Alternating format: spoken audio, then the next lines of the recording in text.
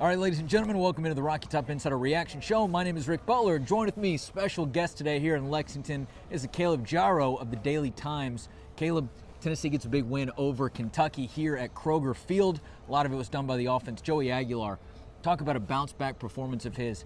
Had a little bit of a rough game in Alabama, obviously, in Tuscaloosa last weekend, but what a way to get things back on track. I don't have the numbers in front of me. Normally we have a stat sheet, but I know it was a phenomenal game. Part of it was the deep ball that was working. Yeah, and I don't have the numbers either, but I can tell you it's his best performance here at Tennessee, and it's a game that you needed from him, especially against a team like Kentucky. Anybody who knows Mark Stoops and knows this team knows that Kentucky wants to get you in the trenches, make the game dirty, muddy. You think back to last week with Texas, that was like 13-13 going into overtime. Yeah.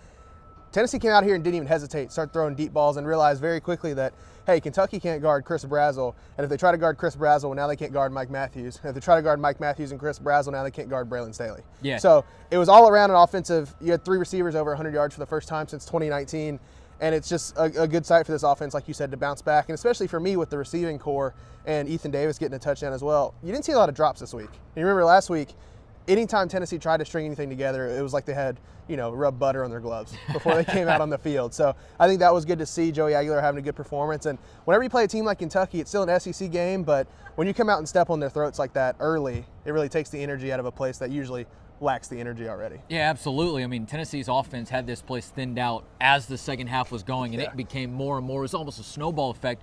But you're right, the way that the receivers were able to exploit and attack that defense, I was really impressed by that. And Chris Brazzell talked about it a little bit afterwards. Hey, you go man against these Tennessee receivers, and like you said, then you have to start sort of tweaking your game plan for one or the other. That sort of just unfolds things for the others. I thought that was really nice. And then again, Joey Aguilar, just being able to have that composure, being able to get his job done. Again, as we said a second ago, especially after last week, a really strong performance. And a lot of that came, or I guess I should say a big moment of that came at the end of the first half when Tennessee was able to put up 7 points instead of 3 points. Josh Heupel talked about that after the game, just saying, hey, look, that's the way that you want to go into the half, and that allows you to kind of open things up. Tennessee obviously comes out and gets a defensive stop there to start the second half, and things kind of rolled from there. But that drive again at the end of the first half, that's exactly what Tennessee needed. And I think it came right after Kentucky's, I can't remember what the play number was, but I think a 96-yard touchdown drive, one that took up 9 minutes off the clock for Tennessee to do what they were able to do, to make that big push down the field in a pretty short amount of time and get points on the board. That's a pretty good offense right there. Yeah, I want to say it was 16, 17, 18 plays. But to your point, Rick, if Kentucky was going to win this game tonight, they're going to run the ball effectively and control the ball. Because with how Tennessee's offense played, you saw that tonight and you've seen it all season, the best defense, honestly, is to just play more offense. And that was going to be Kentucky's strategy. But that offense getting that touchdown to win the middle eight, like all these football coaches always talk about, and Joey Aguilar mentioned it as well, getting that touchdown before half, coming out in the second half, getting the stop, making that adjustment at halftime, and then putting that adjustment into place.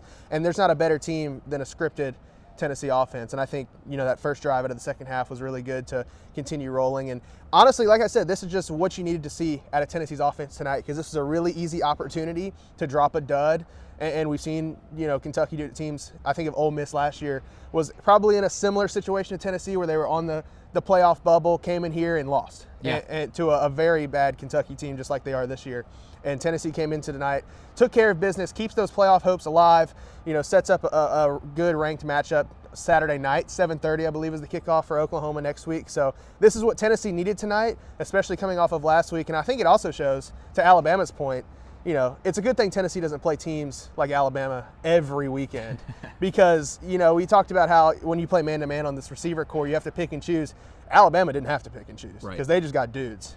But when Tennessee has mismatches, you have to take advantage of those. You have to win those balls. And I think we saw it tonight, and especially, too, just a shout-out Ethan Davis. That's a big development for Tennessee to finally get him into this offense, because they've been rolling Miles Kitselman, who's been, I feel like, a little more inconsistent this year than last year, but still a guy you trust a lot in this offense. And then the two freshmen with Jack Van Dorselaer and Deshaun Bramesman there a little bit as well. So I think getting Ethan Davis in the flow, getting him that touchdown on a beautiful ball that Joey fit between two Kentucky defenders, I think that was big.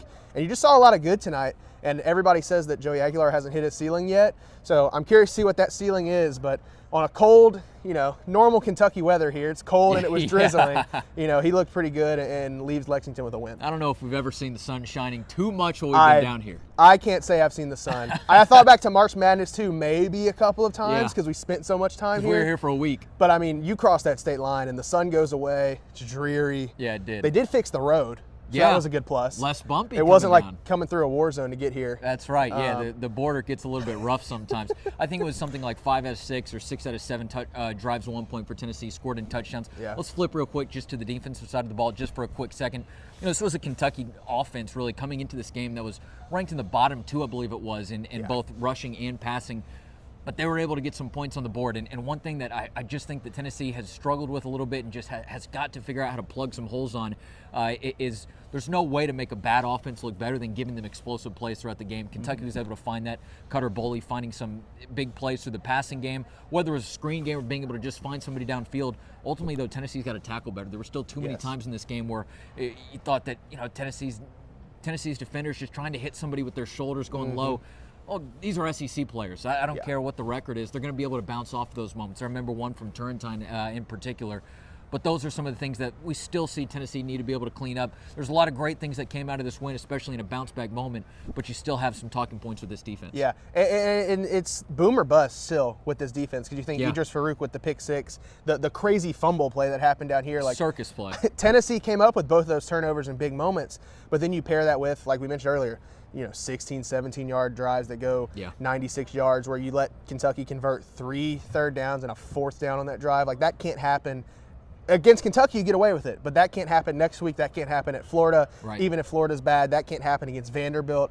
And these are the things that continue to kill Tennessee on defense. Tackling is a problem, and you could tell that Josh Heupel was a little upset. He's usually deflected, but tonight you could tell he was a little upset when he was asked about it because he said it's just fundamentals. Yeah. Like, for a lot of these defenders, your 3, 4, or 5 stars coming out of high school, surely you know how to tackle at the least. Right. But you're right. You get into these SEC games, you don't wrap up, you don't have a formed tackling technique, and then especially against Kentucky that loves their tight ends and loves those big running backs, and those guys are not coming down with just a shoulder from most guys. And then you see, effort was a problem for some guys tonight, like that Boo Carter where he got burnt down here on the screen for a touchdown.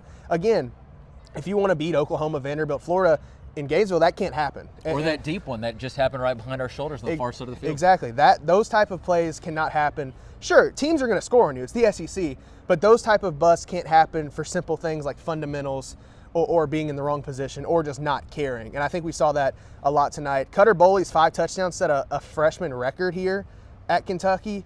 I mean, Kentucky's offense has been dreadful this season. Their season high was 23 against Ole Miss. I think they hung 40-plus on Eastern Michigan or Western Michigan, which probably can barely field a football team.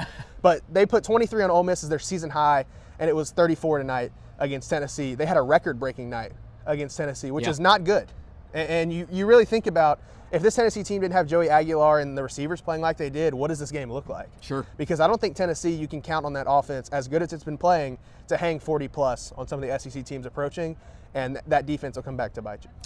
Caleb, man, we got to get you on a press pass or something. He is a good friend of ours. He is obviously doing great work around the Tennessee athletic scene, doing a ton of stuff. Let the people know where they can find you. Yeah, on Twitter at CalebJarreau16, and all of my stuff is on thedailytimes.com.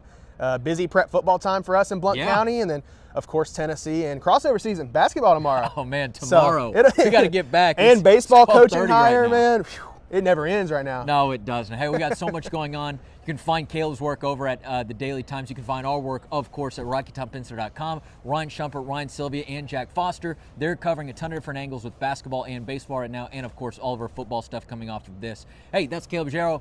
Thank you so much, man, for joining me on the RTI Reaction here. My name is Rick Butler. We'll see you over at the RTI Press Pass. You can find that on YouTube. And, hey, we'll see you back for the podcast next Wednesday.